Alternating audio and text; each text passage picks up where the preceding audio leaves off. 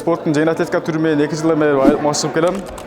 Мен Сборный Кыргызстан курама командасындан жана Кыргызстан бир канча жолку чемпионумун. 800 метр жана 1,5 км жана 3 км аралыкта бир канча жолу чемпион болуп келе жаттым.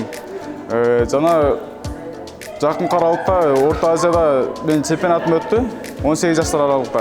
Ошол жерде мен Орто Азия боюнча Кыргызстан курама командасынын атынан барып, экинчи месттен багындырып келдим. Азыркы учурда Кыргызстандын сборный курама командасындамын.